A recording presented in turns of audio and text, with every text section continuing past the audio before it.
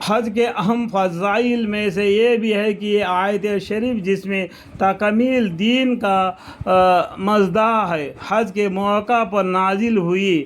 امام غزالی رحمۃ اللہ نے احیاء میں لکھا ہے کہ حج اسلام کے بنیاد ارکان میں سے ہے، یعنی اسلام کے جو 5 بنیاد ہے، ایمان، نماز، روزہ، زکوٰۃ، حج، یہ 5 ارکان ہیں۔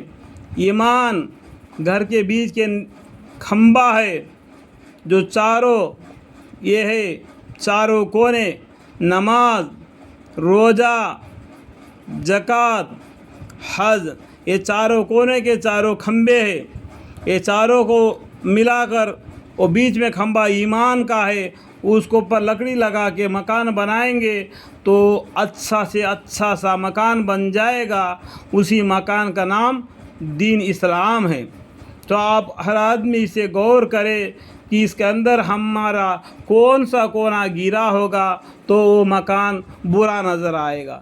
اگر نماز گرا ہوگا تو وہ کونا گرا ہوگا، اگر اس نے روزہ نہیں رکھا ہوگا تو وہ کونا گرا ہوگا، اس نے جو اس کے پاس پیسہ ہے اس نے زکوٰۃ نہیں دیا تو اس کا وہ کونا گرے گا، اگر اس نے حج نہیں کیا تو وہ کونا گرے گا۔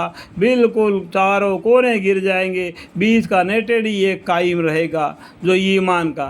اگر ایمان بھی نہیں تو وہ بھی نہیں رہے گا، یہ پورا سینہ خالی ہو جائے گا۔ اللہم اغفر لی، اللہم اغفر لی، اللہم اغفر لی۔ ہر انسان غور کرنا چاہیے کہ اس میں ہمارا مکان اسلام کا ہمارے دل دماغ میں کتنا پاکیزہ ہے۔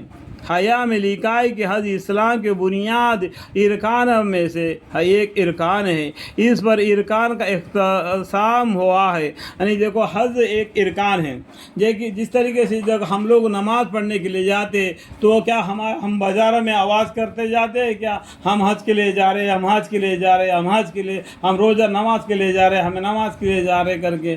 تو لوگ آج کل کیا جتنا پیسہ حج کے لیے خرچہ کرنا پڑتا ہے اس سے زیادہ پیسہ دنیا میں یہاں پر لوگوں کو کھانا پانی کھلانے میں خرچہ کرنا پڑتا ہے۔ تو حج ایک ارکان اسلام میں سے ایک ارکان ہے۔ تم پر جو طریقے سے تم نماز پڑھنے کے لیے چلے جاتے ہو گھر سے وضو بنا کے یا مسجد میں وضو بنا کے، اسی طریقے سے تم حج کے لیے جاتے ہو، حج کا ارادہ باندھ لیا اور تو تم پر فاحش باتیں بالکل ناجائز ہے اور تمہیں احرام باندھ لیا تو اللہ کی طرف متوجہ رہا اور آرام سے حج کر کے آ گیا، تو اس میں کیا ایک ارکان ہے اس کو پورا کر دیا۔ اس کے لیے اتنا خرچہ کرو، اتنا کرو، اتنا کرو، اس طریقے سے کہیں بھی نہیں لکھا۔ انسان اپنے آپ کو ایسا بنا لے کے اپنے ارکانوں کو ادا کرنے میں اتنا بھاری بنا لیتے ہیں۔ دیکھو اس نے حج کو جاتے وقت اس طریقے سے بریانی کھلا کے گیا اور اس نے حج کو ایسا ہی چلے گا، اس طریقے سے باتیں بنا دیتے ہیں۔ تو حج کے لیے جتنا خرچہ ہوتا ہے 1 لاکھ کا تو یا 2 لاکھ کا خرچہ کرنا پڑتا ہے۔ اس بات کو جانو، حج کیا ہے؟